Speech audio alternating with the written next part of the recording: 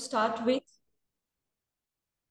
we are going to start with one of the very important topic from the UGC NET paper 1, that is a data interpretation. So before going for what are the questions are asked under this particular chapter, so we will first understand what is exactly the meaning of data first of all. So many of us, हम में से काफी सारे लोगों ने shopping के लिए हम जाते हैं, ग्रोसरी आइटम्स हम परचेस करने के लिए मार्केट में जाते हैं. सो जब हम ग्रोसरी शॉप में जाते हैं, व्हाट यूजुअली वी ऑब्जर्व, कौन कौन से आइटम्स हमारे सामने होते हैं? कैन एनीबडी जस्ट शेयर में?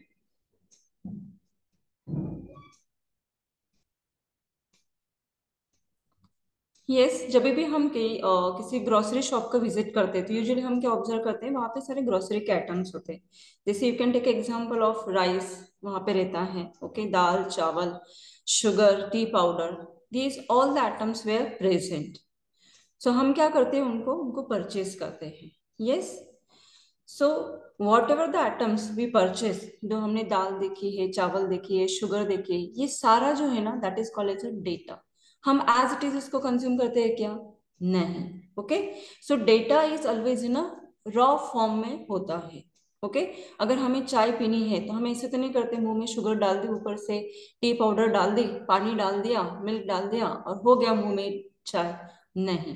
So these all atoms are called as a data. First of all, we need to be understand what is a data. Data is a that part which is not having any kind of the meaning. जैसे अभी जो हमने example लिए थे grocery items के, the number of examples are there. Okay, so these all are the examples of the data.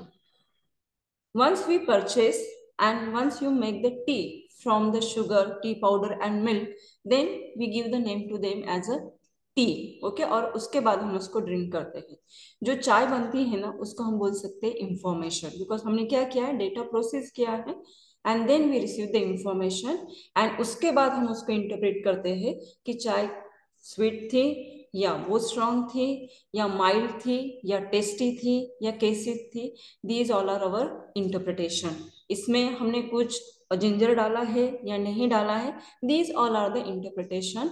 Once the data get processed, it convert into the information and we need to give the meaning to that. अगर हमने चाय बनाया जो मतलब हम घर पे चाय बनाते हैं, ओके, कोई भी या मेल हो या फीमेल हो, अगर कोई तारीफ नहीं करता, ओके, उसको इंटरप्रेट नहीं करता, ओके, कि चाय बहुत अच्छी बनी है, बढ़िया बनी है, तब तक उसको मीनिंग नहीं आता. नहीं तो हमारे मन में एक क्वेश्चन रहता है कि चाय सही में अच्छी नहीं बनी या सही में सबको पसंद नहीं आई, तो तब तक हमें सेटिस्फैक्शन नहीं मिलता. So data interpretation is one of the very important part of the everywhere. Okay, every time we need to be interpret the data. Now ये एक एग्जाम्पल हो गया. Now take the one more example, day to day life का हम example लेते हैं. जैसे एक सर्टन एज के बाद हम ब्लड टेस्ट करने के लिए जाते हैं. यस, ब्लड का सैंपल देते हैं हम. सो जो हम सैंपल दे रहे हैं वो क्या हो गया, हमारा ब्लड इज अ डेटा. उसको देख के हम बोल सकते हैं क्या शुगर है या ये पर्टिकुलर आपका एज भी कम है या ज्यादा है? No. Okay, so blood is just remain the data over there, raw form of the data, जिसको कोई भी मीनिंग नहीं. उसको देख के हम बोल नहीं सकते कि इसमें भाई 11 के ऊपर एज भी होगा या इसका एज भी 6 ही होगा तो इसको ये ट्रीटमेंट देना चाहिए. No, it is just a simple a raw form of the data. Once it get process, okay, उसके बाद एक रिपोर्ट बनता है. यस, जिसको हम बोलते हैं कि अपना जो रूटीन होता है, ओके, सीबीसी जिसको बोलता है, अगर वो हमें टेस्ट करने तो इसका रिपोर्ट बनता है. यस, वो रिपोर्ट में लिखा होता है कि आपका एज भी कितना है, कितने प्लेटलेट्स, ये सारा काउंट आता है. मतलब क्या हो गया, your blood that is a data gate process and a one particular report is prepared. अभी वो रिपोर्ट जो होता है उसको अगर इंटरप्रेट करना जरूरी है. Now we are having a data, data get converted into the information, उसका रिपोर्ट आ गया अपने पास. Now we need to be interpret कि भाई शुगर है या नहीं है या एच बी कम है या ज्यादा है. तो हमें उसको इंटरप्रिटेशन करने के लिए हम डॉक्टर के पास जाते हैं. देन वी नो दैट कि यस भाई we need to take a iron tablet. Okay, हमें ये कम है वो कम है. So I think you all understood what exactly I want to define. That is a difference between the data information. Okay, and information के बाद जो आता है that is a third part, that is called as a knowledge, जो forever हमारे साथ में रहता है। जैसे डॉक्टर्स रिपोर्ट की इंफॉर्मेशन देख के बोलते हैं कि क्या कम है, कौन सी बीमारी है, क्या करना चाहिए, that is their knowledge. Experience के बाद, प्रैक्टिस के बाद वो आ जाता है। सो hope everyone understood what is exactly the meaning of the data. Now you are having under the paper one, this is a one chapter over there, and which covers the, these are the major subtopics under the this particular paper. Okay, that is the sources, acquisition and classification of data, quantitative and qualitative data, graphical representation, data interpretation, data and governance. Now we will go the one by one. What will be the our flow? Let me explain. First, we will understand some basic theoretical concept. जैसे foundation नहीं बनेगा तो आगे की building भी अच्छे से strongly नहीं बन पाएगी. So first of all we need to be let down the foundation, and then we will go for considering the few examples which are usually asked in a UGC NET paper. We will solve those 3 to 4 examples, and what are the simple tricks and clues we can use for solving the data interpretation in a very fast way. Okay, taking a minimum time. That is actually the main objective of this particular presentation. Now let us move to the first of all. I think we have already understood what is a data. Yes, by taking a simple and regular day-to-day example. But when we come into the formal type of our life, so what is a data? Any kind of the observation. Okay, that is a data. Yes, numbers, photos, pictures, fact, height हम major करते हैं किसी के, that is also the data. किसी का wait हम major करते हैं, that is also the data. Okay, so data जो हमने अभी स्टडी किया, it is just a simple raw form. It's a lowest unit of the information from which other measurement and analysis can be done. Okay, एकदम basic level of unit होता है, और उसके ऊपर हम ऑपरेशंस परफॉर्म करते हैं. वो ऑपरेशंस को ही डेटा एनालिसिस बोला जाता है. And after that we give some meaning to that particular analysis. So data can be a number, image, words, figure, facts and ideas. कुछ भी हो सकता है जिसको कुछ भी मीनिंग नहीं है, और हम उसको इंटरप्रेट करके मीनिंग देते हैं. Data itself can be understood.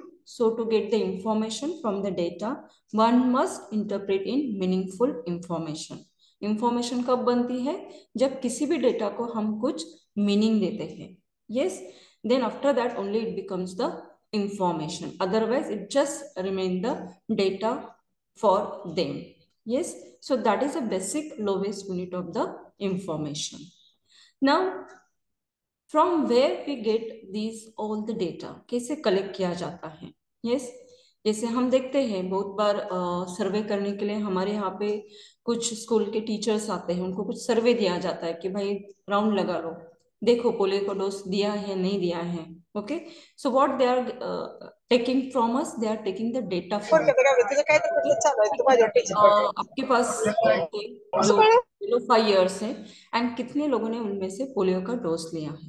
So through that they are collecting the data. उसको क्या बोल सकते हैं? Can anybody tell me what could be, you can call it.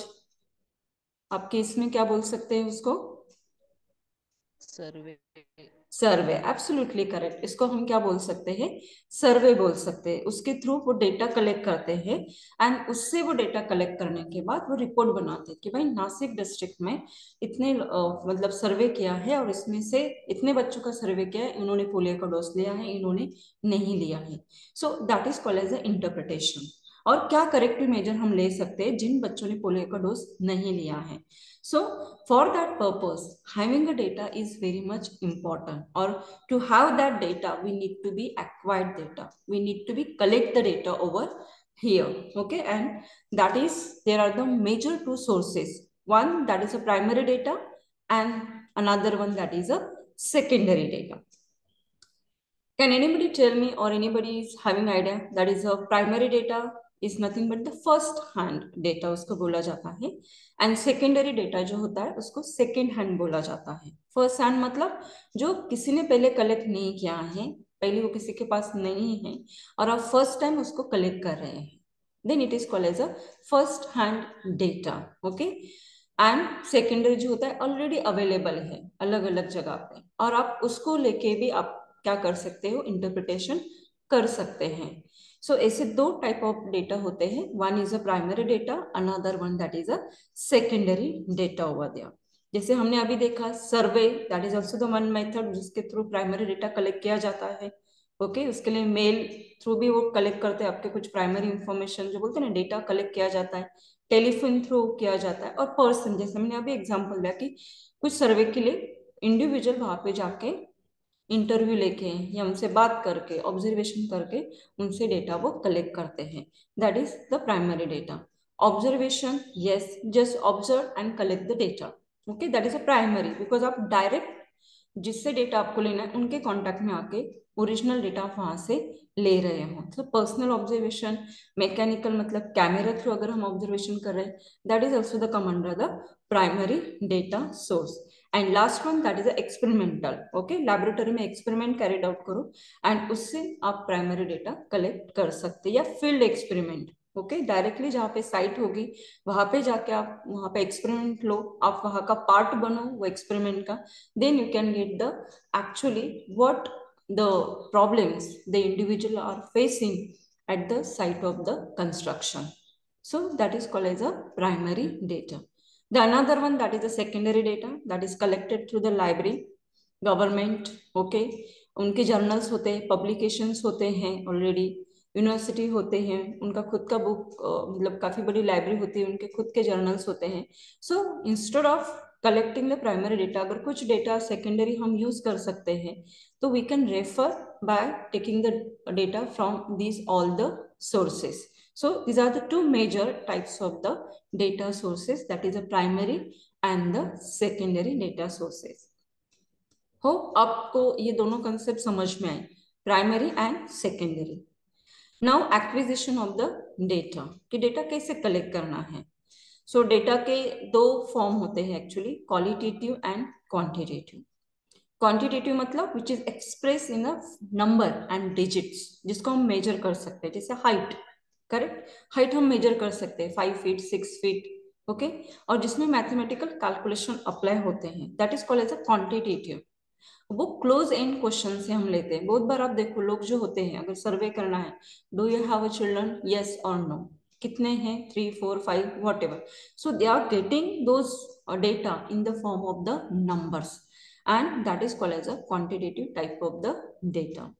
So primary जो डेटा आता है उसमें ये क्वांटिटेटिव डेटा जो आता है वो सर्वे या क्लोज एंडेड क्वेश्चन जिसको बोलते हैं हम, ओके उस फॉर्म में वो कलेक्ट किया जाता है। After collecting of the data कुछ उसमें फॉर्मूलाज लगा के उसको इंटरप्रेट किया जाता है।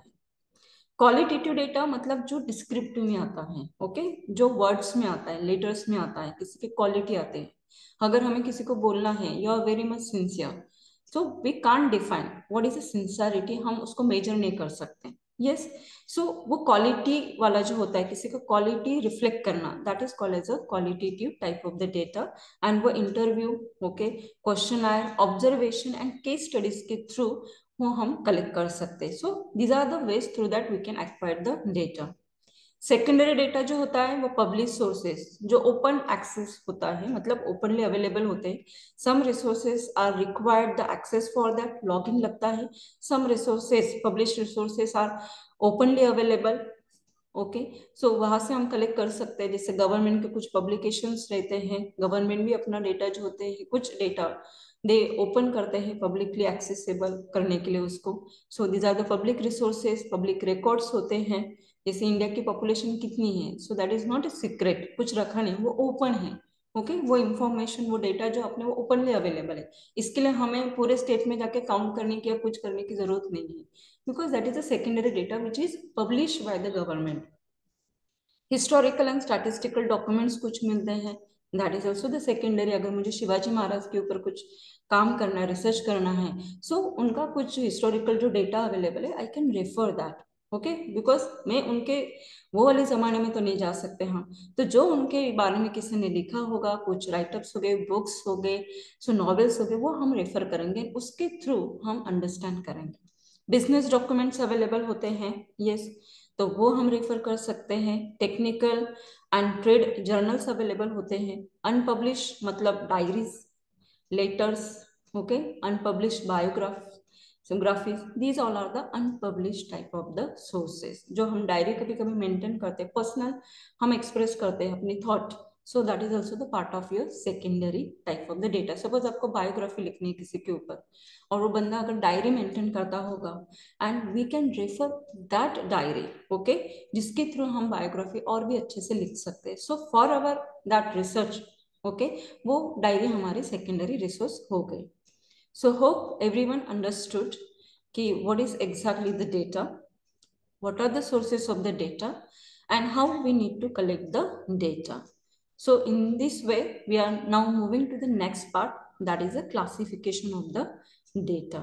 Okay, so raw data cannot be easily understood and it is not fit for the further, जैसे हमने देखा, okay, इतने practical example हमने लिया कि रॉ डेटा से हम डायरेक्टली कंक्लूजन नहीं निकाल सकते, we need to be analyse it, okay, वो उसको फिट बनाना है अपने को, देन एंड देन ओनली हम उसको हमारे इसमें जो भी एक्टिविटीज है या जो भी चैलेंजेस या अपॉर्चुनिटीज है जिसमें हमें रिसर्च करना है, उसमें हम उसको यूज कर सकते हैं।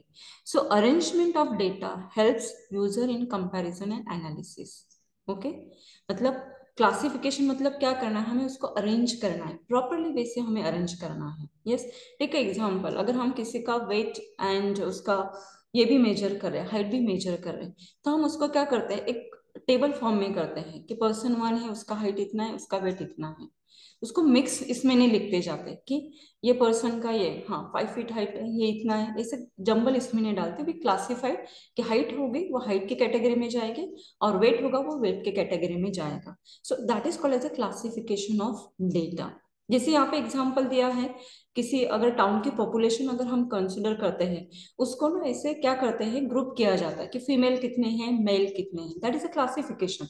अगर हमने वो नहीं किया, हमने बोला कि ये विलेज का पॉपुलेशन 1000 है, और आपको किसी ने पूछा कि how many males are there, how many females are there, at that time we can't give the answer कि नहीं भाई मैं आप फिर से एक बार चेक करके आता हूँ, फिर से एक बार काउंट लेता है, फीमेल कितने मेल कितने, that is a waste of the time. So while collecting the data, जैसे हमने एक्विजिशन ऑफ डेटा लर्न किया है, so while acquiring the data we also need to be think for the classification कि ये कौन से class में जाएगा, ये कौन से कैटेगरी में जाएगा। ओके, पॉपुलेशन है वो जेंडर के बेसिस पे हम उसको क्लासिफाई करते हैं, कितने मेल है कितने फीमेल है, ओके, साथ में एज भी हमें लेना चाहिए, okay, that is also we need to be collect कि भाई यंग लोग कितने हैं विलेज में, ओल्ड कितने हैं।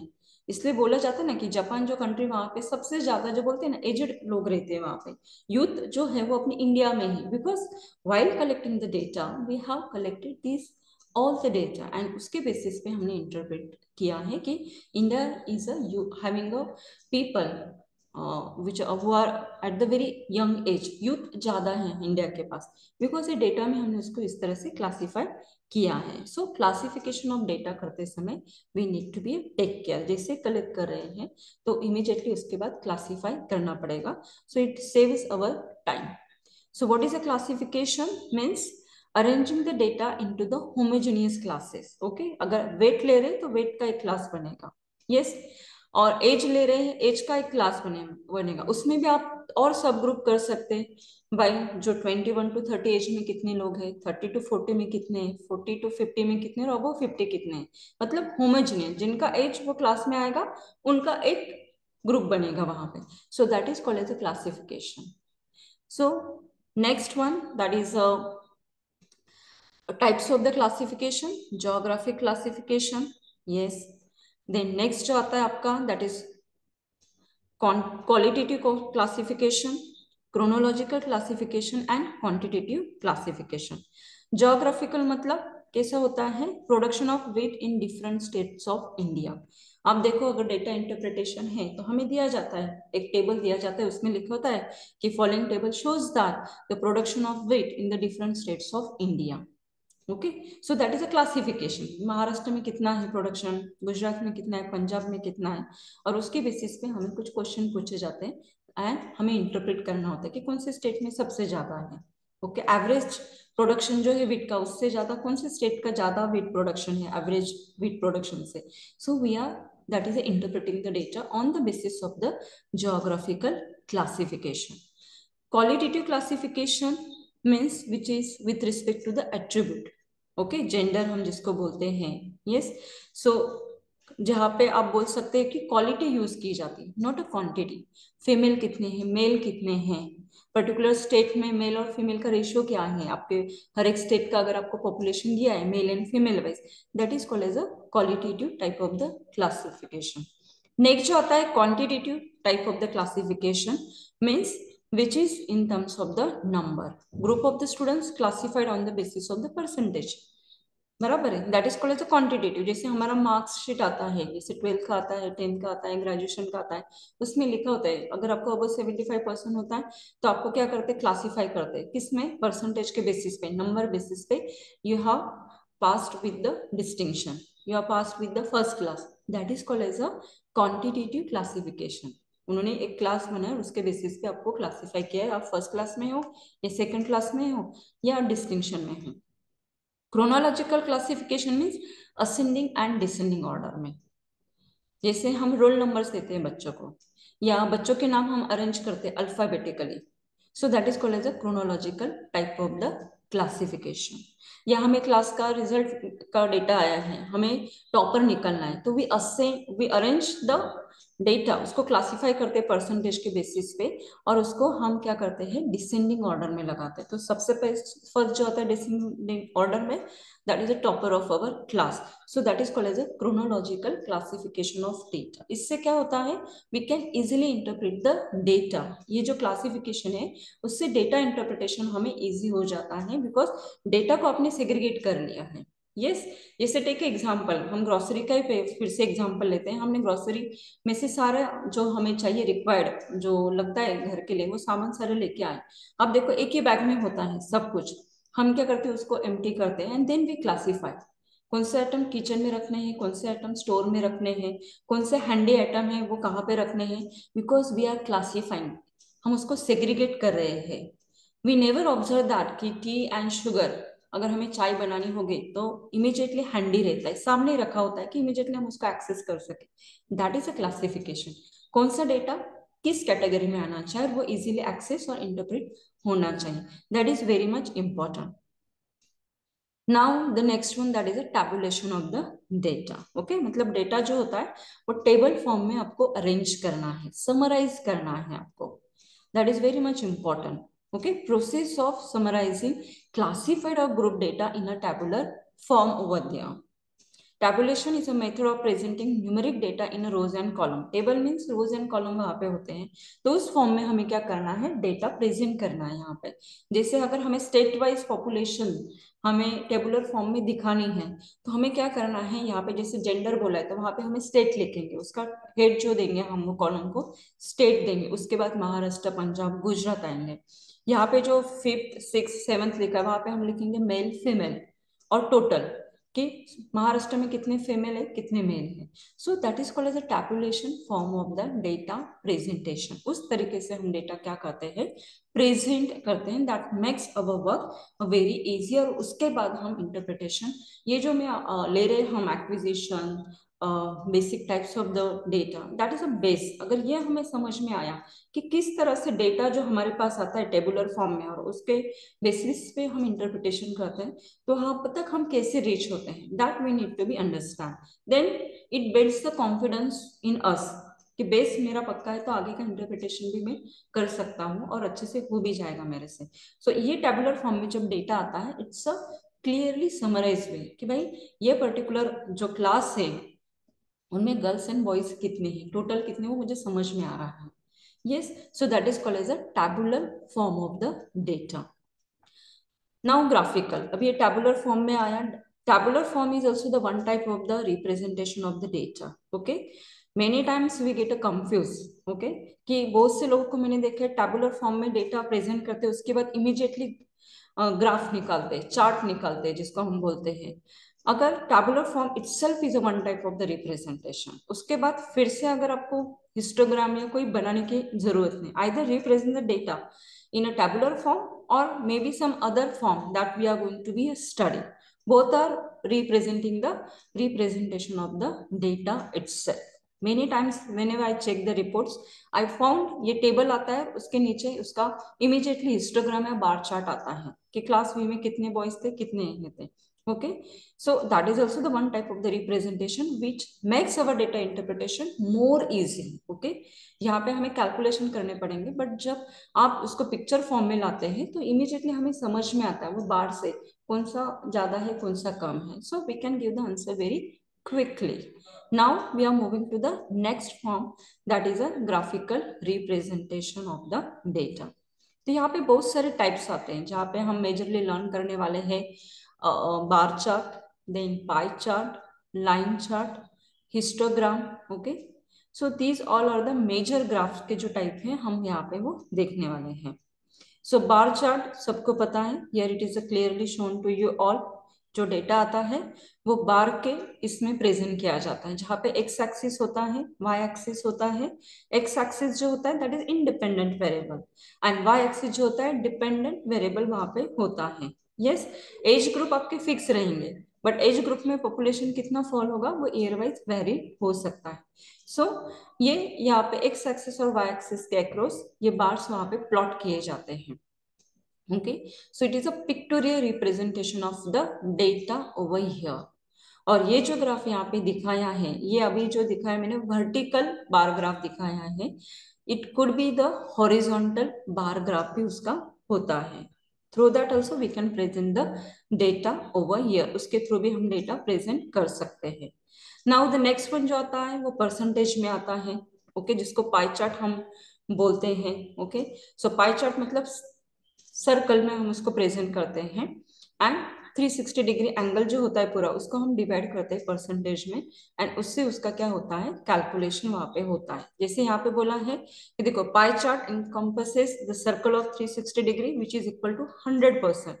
सो 3.6 degree on a pie chart is represent the 1%.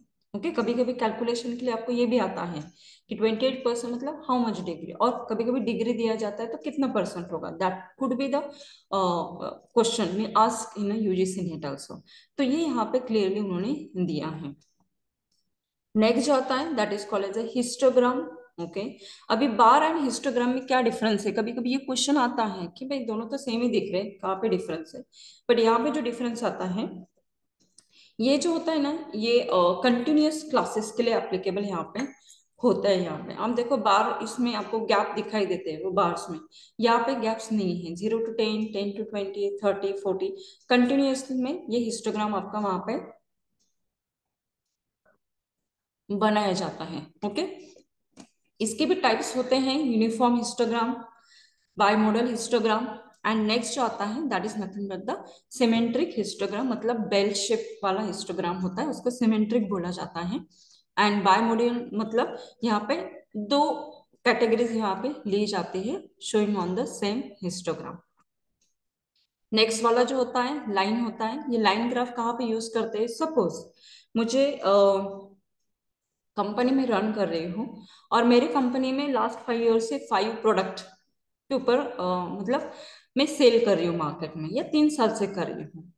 अगर मुझे चाहिए उनका सेलिंग कैसे हो रहा है, कितना सेल हो रहा है हर एक प्रोडक्ट का. ओके, तो मैं क्या करूंगी, I will usually go for the line graph. Line graph से क्या होता है, इससे आपको ना डिक्रीज एंड इंक्रीज पता चलता है इमीडिएटली. जो बार और इससे ग्राफ से थोड़ा अलग वे में आता है. कंपनी जो होती है मोस्टली लाइन ग्राफ के लिए जाते हैं, वहां पे आपको पॉइंट प्लॉट करना होता है, एंड वो पॉइंट एक दूसरे को कनेक्ट करना होता है. जैसे नीचे वाला आप देखो कि मल्टीपल लाइन्स वाला ग्राफ जो होता है, जैसे मैंने बोला टेक एग्जाम्पल, यहाँ पे रेनफॉल कितना हुआ है सिटी 1 एंड सिटी 2 में, मुझे कंपैरिजन करना है.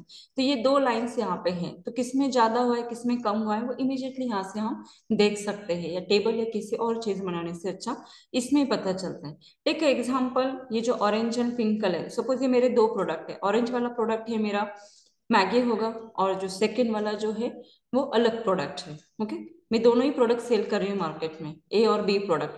तो मेरा सेलिंग कैसे हो रहा है, कौन से प्रोडक्ट को ज्यादा डिमांड है, तो ये ग्राफ से मुझे पता चलता है कि ये इस बाबा जो ऑरेंज वाला मैगी वाला प्रोडक्ट है इट्स गेटिंग, मतलब कहाँ पे उसको डाउन हो रहा है, कहाँ पे अप हो रहा है, और दूसरा वाला जो तो काफी डाउन है, उससे परफॉर्मेंस कम ही है. वो प्रेडिक्ट कर सकते हैं, वो इंटरप्रेट हम कर सकते हैं with the help of this particular graph. Okay, जो प्रेजेंटेशन हम कर रहे हैं. नेक्स्ट वन जो आता है अपना that is called as a tabular form, जैसे हमने पहले ही देखा, that is also the one type of the graphical representation. Okay, आपका जो डेटा आता है वो टैबुलर फॉर्म में रिप्रेजेंट किया जाता है, and that is a very systematic way also, मतलब करते हैं यहाँ पे टेबुलर फॉर्म में। सो कॉलम्स एंड रोज में किया जाता है, it is easy to read, yes easily read होता है, इजीली इंटरप्रेट होता है, कोऑर्डिनेट इजीली होता है। So that is also the one form of the graphical representation of the data, that is a tabular chart इसको बोला जाता है, जो नाम दिया है। Now we understood how the data collected, how the data classified, and how did the data represented। ये अभी हमारे पास रिप्रेजेंटेशन तक डेटा आ गया है। Now we need to be interpret that data, correct, हमें अभी उसको मीनिंग देना है, उसको इंटरप्रिटेशन देना है कि एग्जैक्टली क्या होता है। So what is exactly the data interpretation? Okay, DI जिसको बोला जाता है सिंपल फॉर्म में, डीआई मतलब क्या होता है, it process of making a sense out of the collection of the data. Sense मतलब उसको मीनिंग देना, उससे कुछ निकालना। ओके, उसको प्रेडिक्ट, उसको क्या बोलना, एनालाइज करना, उसको सेंस देना, क्या है क्या नहीं, उसको इंटरप्रिटेशन। जैसे हमने बोला ना, चाय बनाई हमने, ओके, हमने एक्विजिशन कर लिया, मतलब मटेरियल परचेस कर लिए चाय के जो लगते हैं, करेक्ट, उसको क्लासीफाई किया हमने अलग अलग, जहाँ पे उसकी जगह है, जिस बाउल में जिस डब्बे में वो जाना चाहिए उसको हमने वहां पे क्लासीफाई कर दिया वहां पे, करेक्ट, उसको प्रेजेंट कर दिया, मतलब शुगर का डब्बा होगा उसके ऊपर शुगर लिख दिया, टी का होगा टी पाउडर लिख दिया, प्रेजेंटेशन हो गया। ओके, अभी उससे चाय बन गया। अभी now we need to be sense it, कैसे बनी, अच्छी बनी या बुरी बनी, क्या नहीं, that is called as a data interpretation. Okay, and that is very important. So this collection may be in the form of the bar graph, जो हमने पहले से लर्न किया है कि डेटा इस तरह से आपका प्रेजेंट किया जाता है, एंड वो प्रेजेंटेशन के बेसिस पे हमें डेटा का इंटरप्रिटेशन करना है। We need to give the sense और मीनिंग टू दैट डेटा, और कुछ कंक्लूजन हमें निकालना है, and on the basis of that conclusion we need to take a further action, we need to prepare the future plan, क्या करना है, grow कर रहे हैं या मार्केट डाउन जा रहा है हमारे प्रोडक्ट के लिए, तो हमें प्रोडक्ट क्लोज करना चाहिए या मॉडिफाई करना चाहिए या इनोवेशन लेना चाहिए, ये हमें इंटरप्रिटेशन के बाद ही पता चलता है, how accurately we are interpreting the data. So that is one of the very important. So DI means drawing a conclusion and inference from the comprehensive data presented numerically in tabular form by means of illustration, graphs, pie chart, etc. Thus, the act of organizing and interpreting data to get the meaningful information is called a data interpretation. Now, these are the some technique. जब भी हम DI करने के लिए जाते हैं, DI के questions हमारे पास आते हैं जो यूजीसी नेट के लिए आते हैं, तो मेजरली उनका फोकस कौन से टाइप के क्वेश्चन पे होते हैं, we need to be practice those thing. The majority of question जो यूजीसी नेट को आते हैं वो रेशियोज, एवरेज एंड परसेंटेज के बेसिस पे होते हैं। अब देखो, go through the various question paper, तो वो रेशियो पूछते हैं, इसका रेशियो फीमेल का जो पॉपुलेशन है उसका मेल के पॉपुलेशन के साथ कितना रेशियो है, एवरेज कितना है, मतलब कितने स्टेट का फीमेल का पॉपुलेशन वो एवरेज फीमेल पॉपुलेशन से ज्यादा है, एवरेज दिया जाता है। परसेंटेज, ओके, जो फीमेल का पॉपुलेशन जो आपने ईयर वाइज मेंशन किया है, कौन से ईयर में पॉपुलेशन इंक्रीज हुआ है कितने परसेंटेज से as compare to previous years, मतलब these are the common questions which are used or which are asked usually in the UGC NET paper. Second, okay, analyze and read the given question as well as its information carefully. Okay, जब भी हमें data दिया जाता है DI के लिए, उसको अच्छे से रीड करो। रीड करो मतलब क्या होता है, उसके यूनिट्स अंडरस्टैंड करो, करेक्ट। कभी कभी यूनिट्स जो मेंशन किया होता है, सपोज डिस्टेंस एंड स्पीड के ऊपर उनका होगा या टाइम के ऊपर होगा, speed and time something, time उन्होंने जो इंफॉर्मेशन दिया है डेटा का, वो मे भी आपको आवर्स में बोला है, बट आपको क्वेश्चन उन्होंने पूछा है मिनट्स में, आ गया समझ में। तो उससे क्या होता है, हड़बड़ी में हम क्या करते हैं, जो हवर है एज हवर ही हम देखते हैं, और आपके ऑप्शन में एक ऑप्शन जो होता है वो अवर्स के बेसिस पे दिए जाते हैं, ओनली एक ही ऑप्शन होता है वो मिनट के बेसिस मेंशन किया जाता है। हमें लगता है हवर के बेसिस पे मैंने कैलकुलेशन कर लिया, और यहाँ पे तो ऑप्शन है, हम टिक करते हैं और आगे जाते हैं, और बाद में बोलते हैं कि अरे ये मैंने तो करेक्ट किया था, कैसे कम मार्क्स मिल गए मुझे पेपर वन में। So we need to be read the data information carefully, क्या दिया है और क्या पूछा है, ओके, वो हमें स्मार्टली कम से कम टाइम में वो हमें ग्रास्प करना है। Avoid the lengthy calculation, pen and paper लिख के बैठते हैं हम कैलकुलेशन के लिए, तो उसमें आपका टाइम वेस्ट हो जाएगा। करेक्ट। तो वो हमें प्रैक्टिस करनी है, प्रैक्टिस प्रैक्टिस, जितना हम ज्यादा प्रैक्टिस करेंगे उसके बेसिस पे कुछ जो क्वेश्चन होते हैं वो आप देखो, आंखें देखे ही आपके आंसर आपको आ जाते हैं, और ऑप्शन में वो आंसर अवेलेबल होता है, उसको टिक करो। हर एक का कैलकुलेशन करने के लिए जाओगे तो 10 मिनट्स आपके डीआई में ही चले जाएंगे। ओके, डीआई को आप कितना टाइम दोगे? 3 minutes are sufficient, not more than वो भी मुझे ज्यादा लगते हैं। यस, सो वो आपको यहाँ पे ध्यान देना है। Next, be careful while dealing with the units, जो मैंने अभी आपको बोला कि यूनिट्स के साथ जब डील कर रहे हैं तो देखो, बहुत बार ना अगर पॉपुलेशन उन्होंने मेंशन की मेल एंड फीमेल की, वो ऊपर क्या लिखते हैं? The following table shows the population of female and male for the 5 steps for the 5 years। Okay, ऐसे मेंशन करते हैं एंड लिखते हैं इट इज इन 1000, 1000 में दिए हैं। नीचे क्या होता है? 101, 102, 200, इससे बोला जाता है। हम क्या करते हैं, हमारे दिमाग में वो ना 1000 वाला याद ही नहीं आते, हम सारे कैलकुलेशन जो होते हैं ना उसके ऊपर करते हैं, और उसके रिलेटेड जो आंसर आता है उसी को हम ऑप्शन में टिक कर देते हैं। सो आपको यूनिट्स के ऊपर जो होता है ना उसके ऊपर फोकस करना है, क्या मेंशन किया है। यूज ऑफ अप्रोक्सीमेशन, अगर आपके जो ऑप्शन है वो काफी एक दूसरे से फार है, दूर दूर है, क्लोज नहीं है, ऐसे ऑप्शन नहीं दिए आपको। ओके, कि 1.2, 1.4, ओके, 1.3, अगर ऐसे क्लोज वाले ऑप्शंस हो गए then we need to be go for the more detail. Okay, but अगर आपके ऑप्शन से आपको ग्रास्प करना है क्या ये एक दूसरे से काफी दूर दूर है, तो आपको इमीडिएटली प्रेडिक्ट होता है कि करेक्ट ऑप्शन क्या है, ज्यादा वेस्ट करने की जरूरत नहीं। यस, तो द लास्ट डिजिट और फर्स्ट डिजिट। ओके, अगर ऑप्शन में आपका जो फर्स्ट डिजिट 4 है और आप जब कैलकुलेशन करते हैं उसमें फर्स्ट इसमें आपका पहला आंसर का डिजिट 4 आ रहा है, do not go for the further calculation.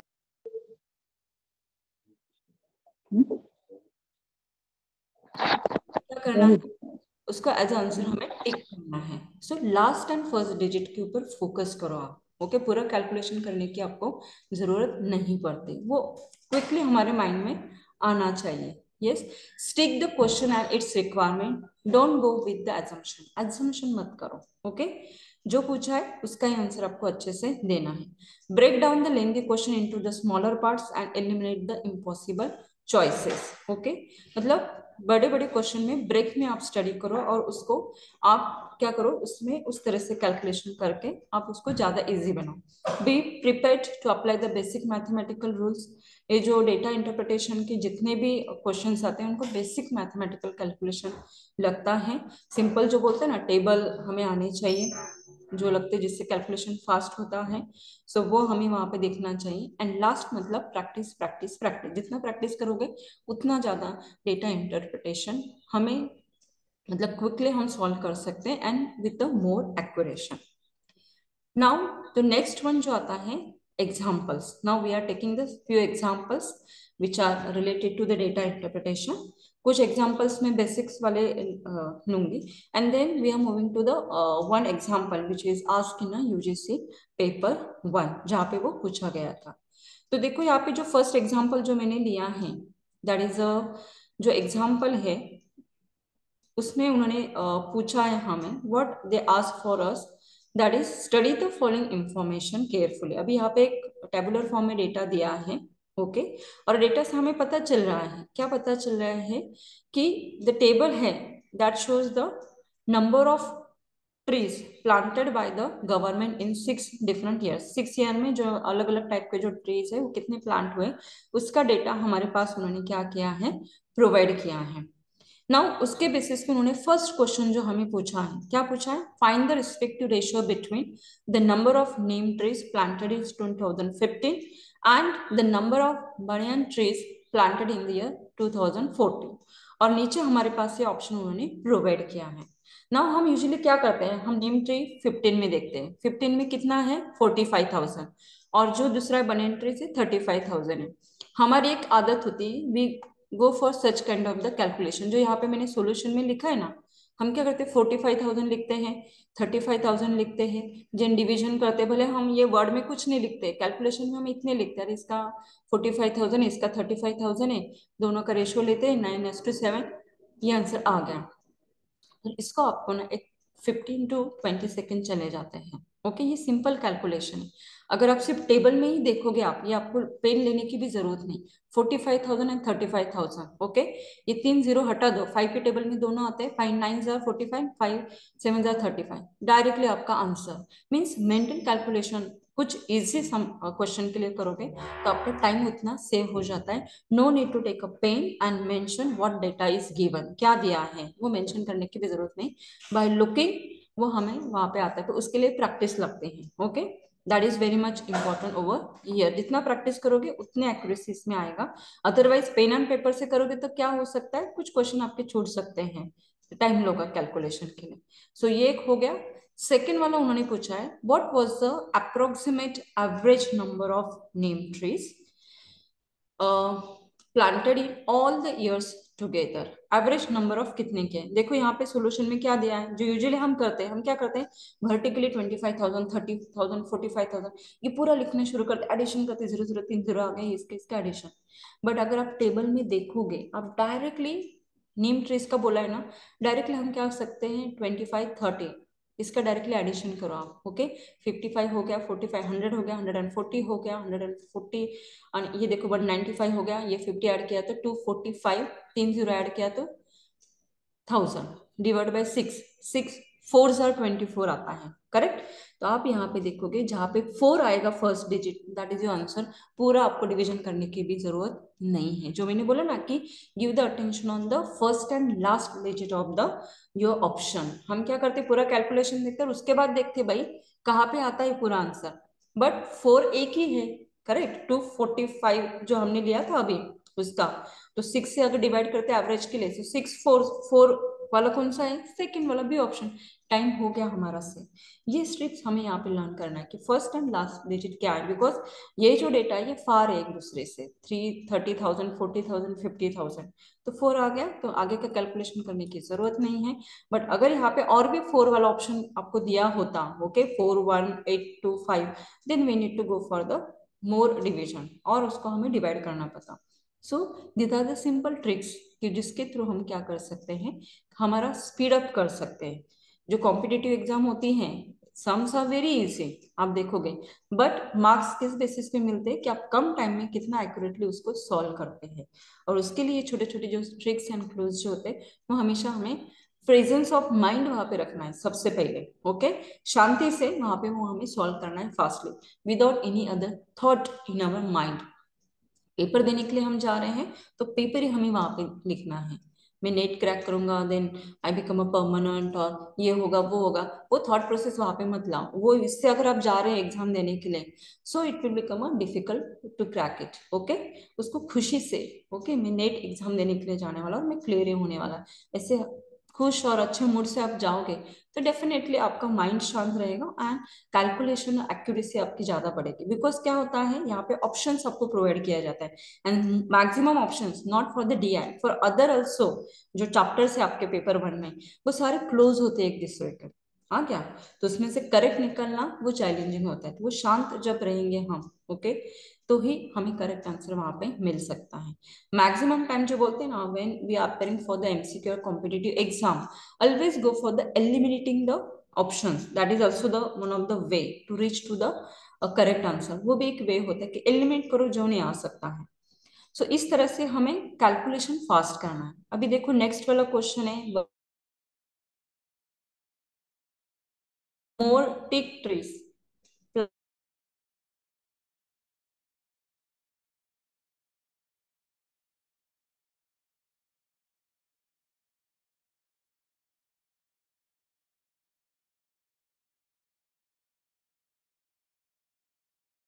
मतलब नेम ट्रेस का ब्रेन ट्रेस के साथ कितना रेशो है।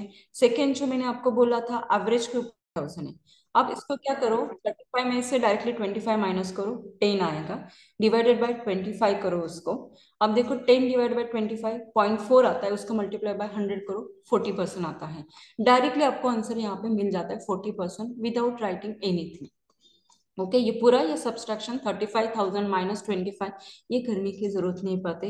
इफ आप देखोगे टेबल फॉर्म में सबको एक ही यूनिट अप्लाई हो रहा है, that is called as a 1000। Lakhs में नहीं। देखो यहाँ पे 30 कॉमन है, 30 रिप्रेजेंट द 1000, तो 1000 ये कॉमन है। So while doing the calculation ये 3 वाले जीरो है ना उसको हटा दो, ओके। एंड उसके बेसिस पे फास्टली कैलकुलेशन करो, आपका ओरली कैलकुलेशन हो जाता है। No need to use a pen and paper, वो कैलकुलेशन करने की जरूरत भी नहीं आती। बट लास्ट मोमेंट पे आप ऐसा मत करो, इसके लिए प्रैक्टिस लगती है थोड़ी सी दिन।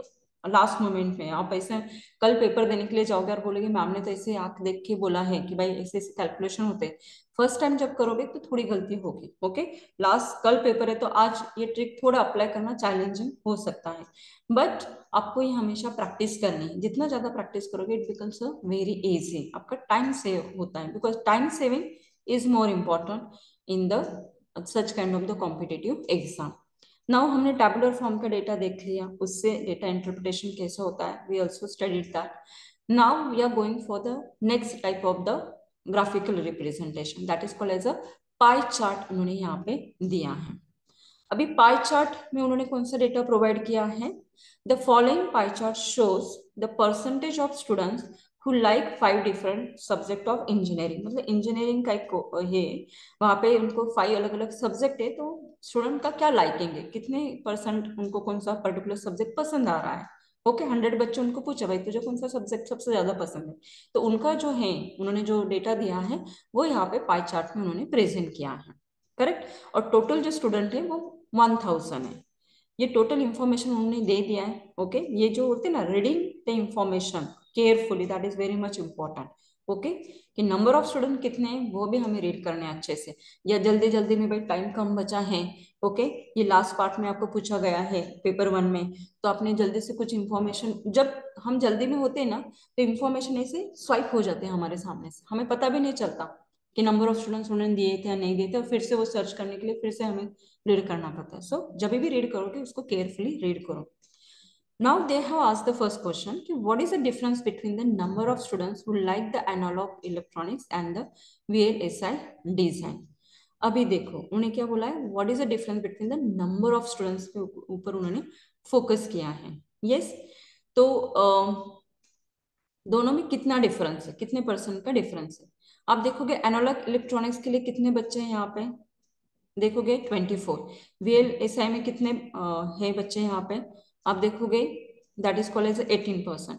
दोनों का डिफरेंस निकालो डायरेक्टली परसेंटेज के बेसिस पे। परसेंटेज कौन से बेसिस पे होते हैं, 100 के बेसिस पे। देखो स्मार्ट वर्क हमें यहाँ से करना है, और नंबर ऑफ स्टूडेंट्स क्या है 1000 है, मतलब 100 को जब हम 10 से मल्टीप्लाई करेंगे तो हमें 1000 मिलता है। Yes, now we will do the calculation on the 100, सारे जो कैलकुलेशन है ओके वो 100 के बेसिस पे। क्यों हमें 24% ऑफ 1000 कैलकुलेशन करने के लिए जाओगे, it is a time wasting surely, okay. हम क्या करेंगे भाई 24% ऑफ 1000 वो कैलकुलेशन करते बैठेंगे, 18% ऑफ द 1000 वो कैलकुलेशन करते बैठेंगे, it is a waste of time. Directly हम क्या करेंगे 24 - 18 कितना होता है 6, उसका आंसर आता है। 100 में से 6 का डिफरेंस आ रहा है, तो उसको हम 10 से मल्टीप्लाई करेंगे, कितना होता है 60। 60 is your correct answer, okay. देखो इमीडिएटली आपको करेक्ट आंसर पे हो गए। नॉर्मल एज हम क्या करते हैं डायरेक्टली 1000 में से 24% मतलब 240, ओके। 1000 में 18% मतलब कितना होता है 180, और दोनों का डिफरेंस देखो 60 आता है, ओके।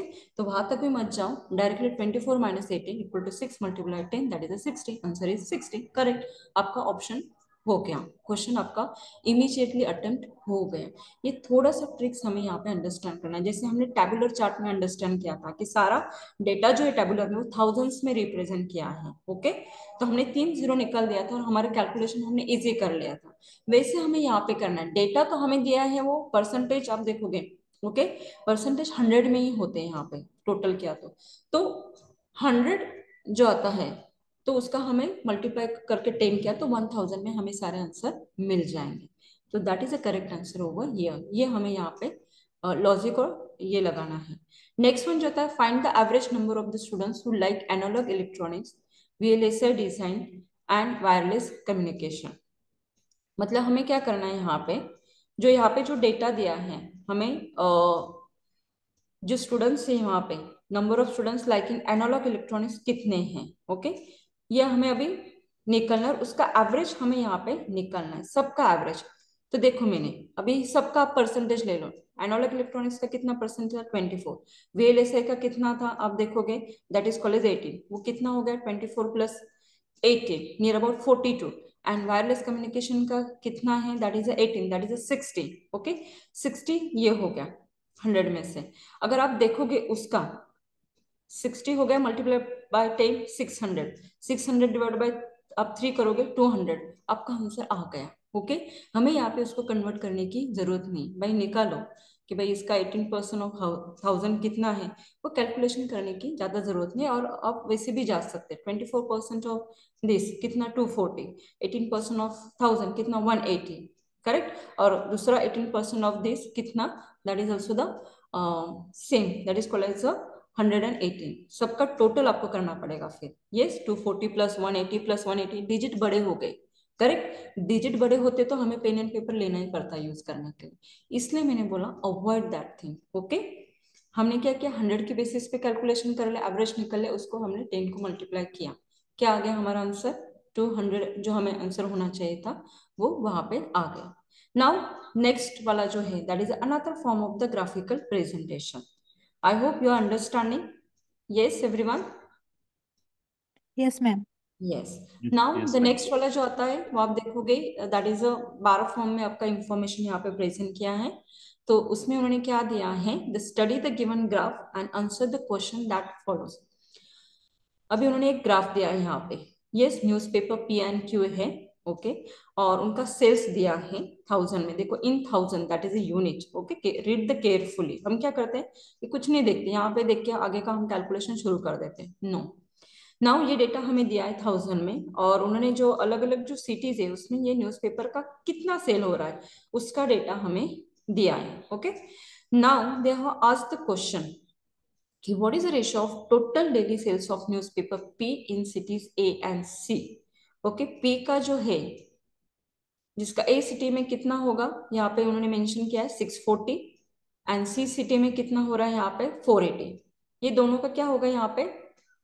एडिशन होगा यहाँ पे। करेक्ट, दोनों का एडिशन होने के बाद वो आएगा 1120 आता है यहाँ पे। यस, अब इस केस में अगर आप क्या करोगे, हर एक इसमें से एक एक जीरो भी हटा दोगे तो आपका कैलकुलेशन इजी होता है। 640 प्लस 480 करने के लिए जाओगे थोड़ा सा टाइम लेगा वो, 640 प्लस 448 तो फास्ट हो जाता है। 60 प्लस 40 100। ओके, 100 प्लस 12 112 और एक जीरो ऐड कर लो। ये कैलकुलेशन हमें फास्ट करना है। आ गया समझ में? दैट मेक्स कि कितना टोटल आ गया? 120 टोटल आ गया। किसके साथ हमें करना है वो? ओके, कि जो क्यू है जिसका बी एंड डी सिटीज में कितना है उसके साथ हमें रेशो निकालना है। तो क्यू यहाँ पे कितना है? 600, और डी में कितना है? 680। वो कितना आता है? 1280 आता है। सो 1120 डिवाइडेड बाई 1280 वो जो आता है 7:8। अगर आप 0 0 हटा देते तो 112 डिवाइड बाय द 128 वो जो आता है आप देखोगे वो 16 की टेबल में आता है, और उसका 7:8 क्या होता है? रेशो आ जाता है। तो इतने फास्ट हमें यहाँ पे कैलकुलेशन वहां पे करने हैं। In which of the city the daily sales of newspaper P is 1.25 times of the average daily. ऐसी कौन सी सिटी है? ओके, कि जिसका जो है हम बोल सकते हैं कि न्यूज़पेपर जो है क्यू के उसके एवरेज से कौन से सिटी में पी का इतना सेल हुआ है 1.25 times of average of Q आएगा यहाँ पे। वो उन्हें यहाँ पे क्वेश्चन पूछा है यहाँ पे। तो हमें क्यू का एवरेज निकालना है यहाँ पे।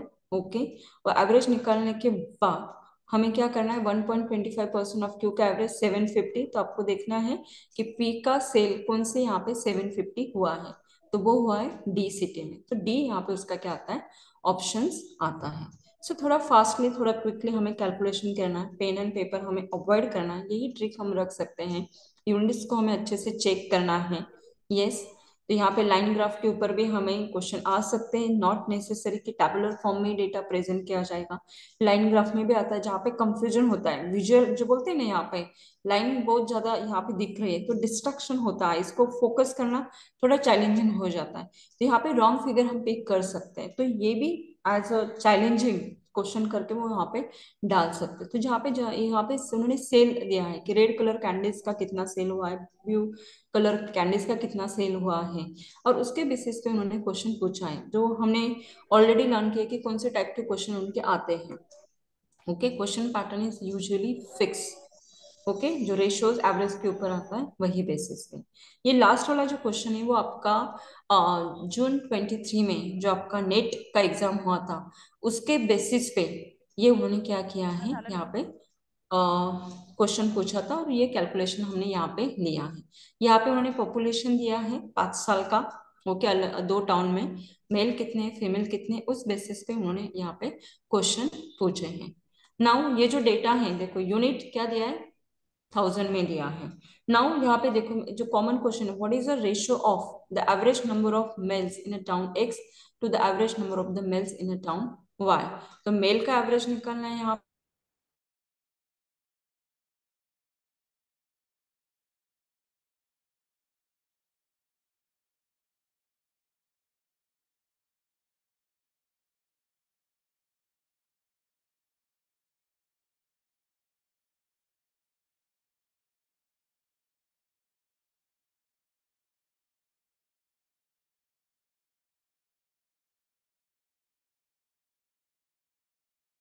उसका डिनोमिनेटर कितना, 54 50, जिसका कम डिनोमीटर होता है उसका क्या होता है, परसेंटेज ज्यादा होता है, तो 50 वाला। ओके, मतलब ये वाला 52 वाला जो आता है आपका, दैट कुड बी आंसर हो सकता है।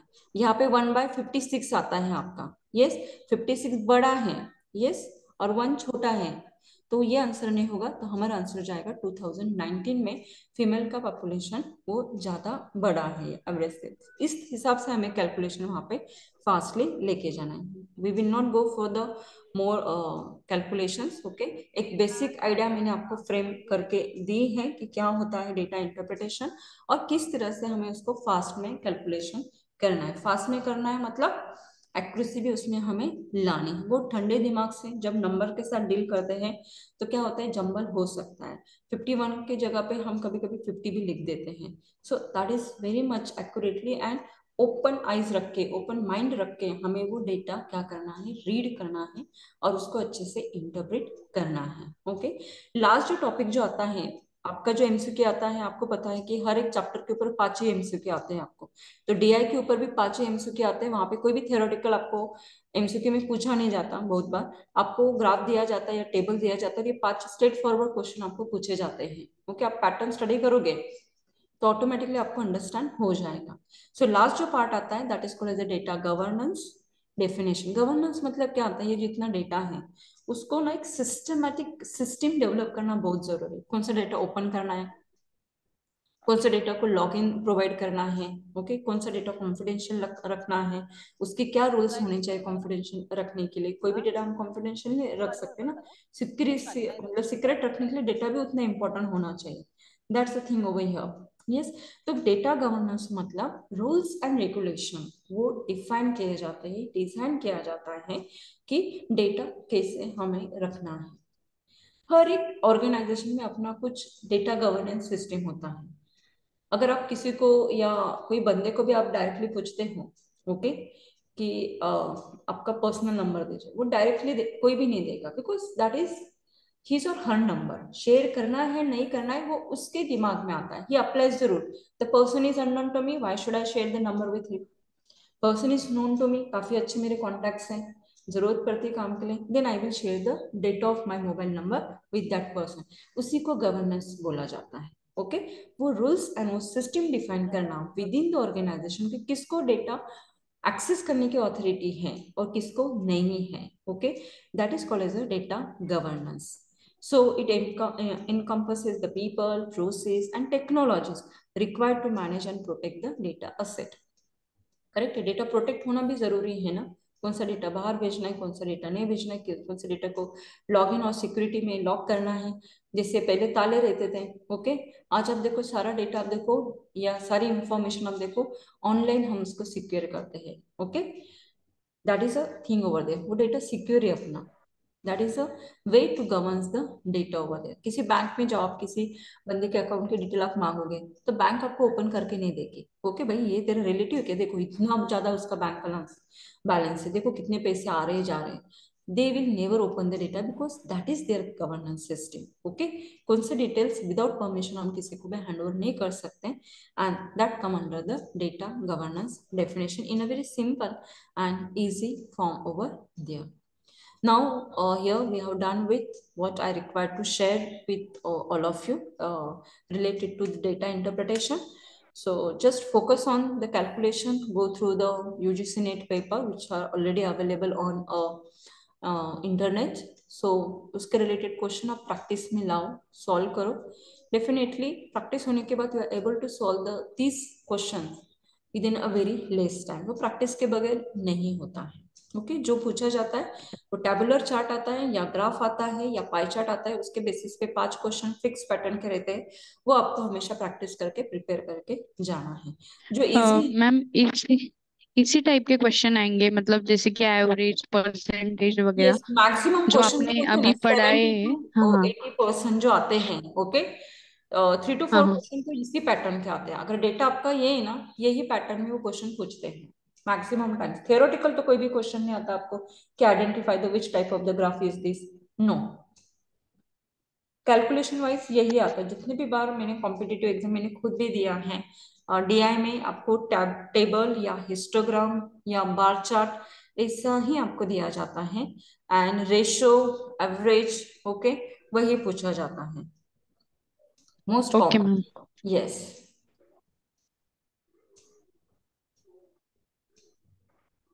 Yes, anyone having any queries?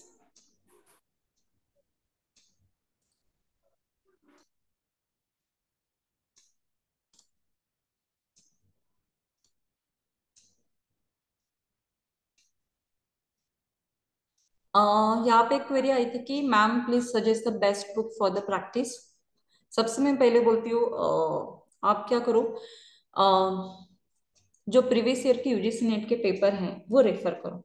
मतलब वहां से आपकी प्रैक्टिस ज्यादा अच्छी होगी यहाँ पे. तो वहां से आपको समझ में आएंगे कौन से पैटर्न ऑफ पेपर होते हैं. और कुछ जो प्रीवियस ईयर के जो सॉल्व आंसर की वाले हो गए, that will become a more easy. लगे तो कुछ लिंक मैं शेयर कर दूंगी आपके यहाँ पे, through that you can refer कि आप डेटा इंटरप्रिटेशन आपके लिए वो उसके थ्रू इजी हो सकता है. So that could be the way over here.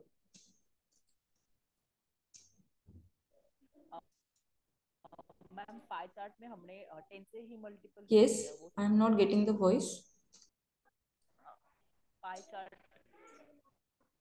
जो हमने क्वेश्चन लिया Yes, ma'am. Yes. 24% और Anyone 80%, want to ask question to तो ma'am? उसमें पाई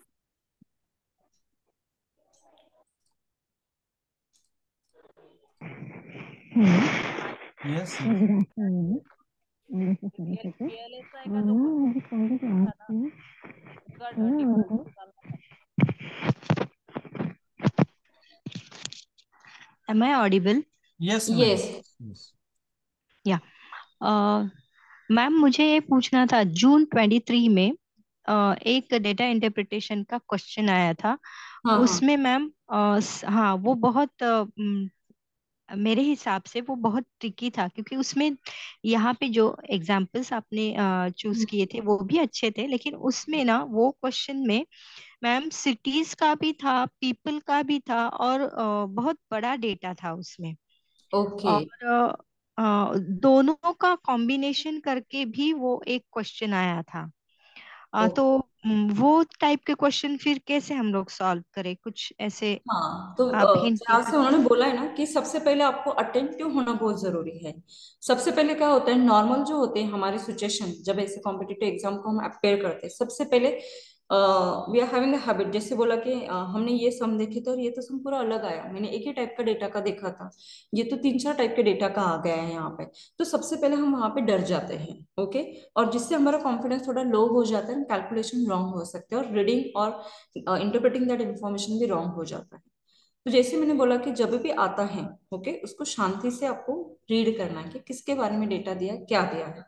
read the question very carefully. यही होता है ना कॉम्पिटिटिव एग्जाम में. आप देखो, जितने भी लोग अपेयर करते हैं ना कॉम्पिटिटिव, इनको सब ये आता है बेसिक. चैलेंज कहाँ पे आता है, कौन कितना फास्ट करता है. जब फास्ट करता है मतलब क्या करता है, मेंटली वो कितना स्टेबल है, ऐसे कम टाइम में वो कितने शांति से एक्यूरेटली फास्टली वो करेक्ट आंसर दे सकता है, यही तो चेक किया जाता है यहाँ पे, because these are the abilities that individuals are having, okay. और वही इंडिविजुअल्स जो कॉम्पिटिटिव एग्जाम में लगते हैं ना, लोगों को अपने यहाँ पे एज ए एम्प्लॉय उनको चाहिए होते हैं कि जिनमें ये कैपेसिटी होगी। तो वो हमें यहाँ पे सबसे बोलते हैं ये अपनी खुद की इंडिविजुअल पर्सनालिटी कि भाई ये डेटा आने के बाद मुझे जंबल नहीं होना है, ओके। मुझे वो देखना है, थोड़ा स्टडी करना है, उसको अंडरस्टैंड करना है, रीड केयरफुली करना है, एंड क्या क्वेश्चन पूछा है, किसके बारे में पूछा है, वही फिगर और वही नंबर्स के ऊपर मुझे फोकस करना है। तो ये सोच के आप अगर आप सॉल्व करोगे तो आपको कोई भी डेटा किसी भी फॉर्मेट में मिक्सचर या सिंपल आपको डिफिकल्ट नहीं जाएगा। इतना हो सकता है थोड़ा टाइम आपको ज्यादा लग सकता है। नाउ आप देखो कभी भी पेपर जब सेट होता है, ओके, अगर डीआई आपको बहुत कॉम्प्लिकेटेड आया है तो बाकी के क्वेश्चन आपके थोड़ी इजी होते हैं, ओके। वो भी दिमाग में क्या कर किया जाता है, क्वेश्चन पेपर जब भी सेट होता है सारे क्वेश्चन कभी हार्ड नहीं होते, ओके। कोई एक आधा पर्टिकुलर पार्ट जो होता है वो ही हार्ड पूछा जाता है। अगर डीआई आपका बहुत इजी आ गया तो आपका आरएम के में भी एमसीक्यू काफी चैलेंजिंग आएंगे, ओके। अगर आपका डीआई थोड़ा कॉम्प्लिकेटेड आ गए तो बाकी चैप्टर के बेस के क्वेश्चन थोड़ी इजी आ सकते हैं, बिकॉज वो भी वहां पे चेक किया जाता है डिफिकल्टी लेवल, कि ऐसा ना हो कि 1 घंटे में आपके 50 क्वेश्चन अटेम्प्ट होने चाहिए बट अपना कैलकुलेशन और यही ज्यादा इन्वॉल्व किया है यहाँ पे, तो 1 घंटे से नॉर्मल टाइम ज्यादा लग सकता है, नेवर।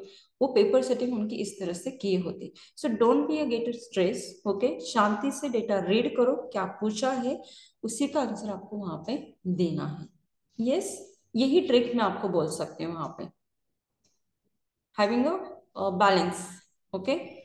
डायरेक्टली हमें टेंस या स्ट्रेस नहीं होना है, भाई मैंने तो इसका नहीं किया, शांति से सॉल्व करो। 2 मिनट, 1 मिनट थोड़ा ज्यादा लग सकता है, मे भी आपने कभी प्रैक्टिस नहीं किया आपका, पर अभी आपको अवेयर है, ऐसा भी आता है तो प्रैक्टिस इट, ऐसे क्वेश्चन की प्रैक्टिस करना हमें शुरू करना चाहिए। इसलिए मैंने बोला ना कि रेफर द प्रीवियस ईयर, जिससे जितना प्रैक्टिस करोगे उतना हमारा टास्क क्या होता है, जल्दी से और फास्टली और एक्यूरेटली कंप्लीट होता है। तो यही मेरा आपके लिए सजेशन हो सकता है। Yes, anyone? या thank you ma'am. Yes.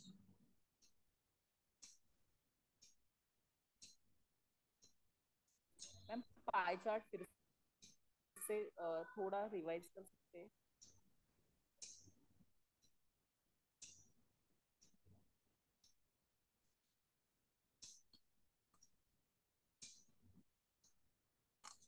Yes, any queries?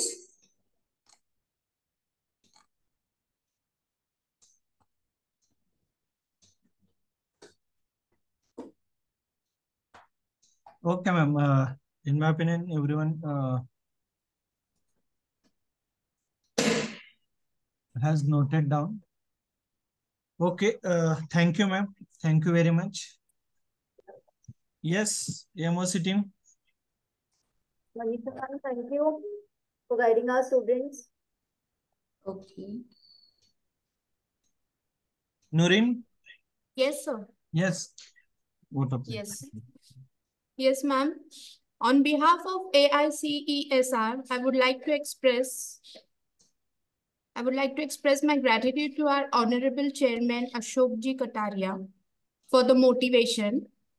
I would also like to thank our Honorable Administrator Dr. Narendra Tilrandhe sir for their constant support. I would like to thank today's expert, Professor Manisha Shirsat ma'am, for such an informative session. And this session is not only useful for NetSet but for other competitive exams also. And you has because this topic is included in every exam.